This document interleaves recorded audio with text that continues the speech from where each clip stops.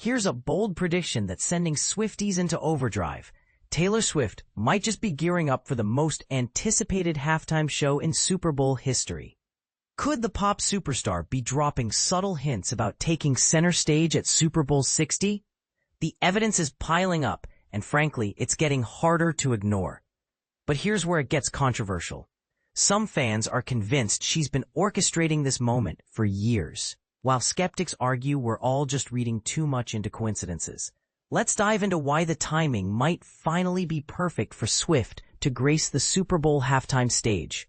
Remember back in 2022, when TMZ revealed that industry insiders claimed Swift had actually declined a Super Bowl performance offer? The reason was strategic and deeply personal. She reportedly refused to perform until she had complete ownership of her original 6 albums through her ambitious re-recording project. Fast forward to this past May, and Swift made a game-changing announcement that flew under many people's radar. She revealed that she had successfully purchased her entire music catalog from Shamrock Capital, declaring to her devoted fanbase that every single one of her songs now belonged to her.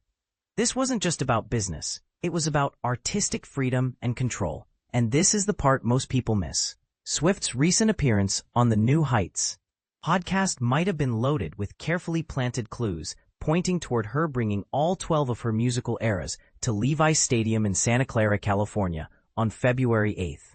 During her conversation with Jason Kelce, Swift made what seemed like a casual comment about spending roughly 60% of my time discussing bread, before launching into an enthusiastic explanation about her sourdough baking hobby. She even shared some of her clever bread-themed puns that connect to her hit songs, like, "Are you ready for it?" A play on "Ready for it."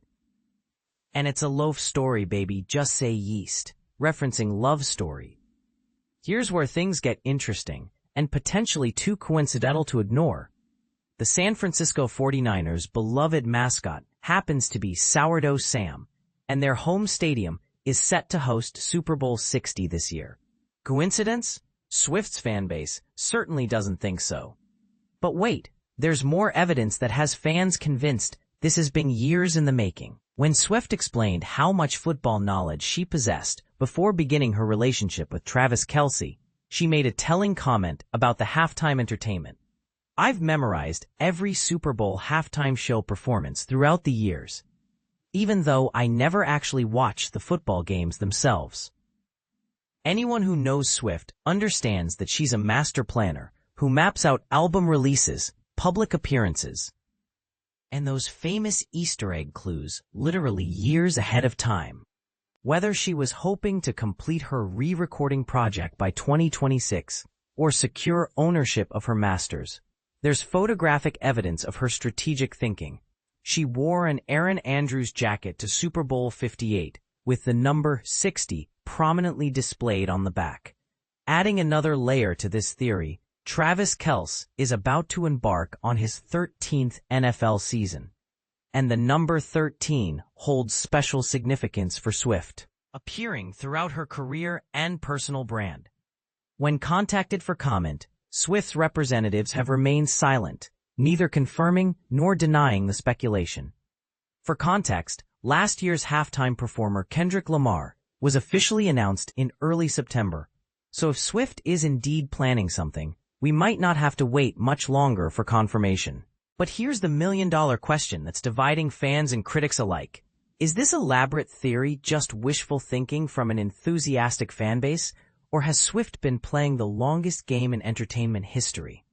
Some argue that attributing every coincidence to Swift's master planning gives her too much credit, while others insist that underestimating her strategic mind is a mistake. What do you think? Are these genuine clues pointing towards Swift's Super Bowl debut?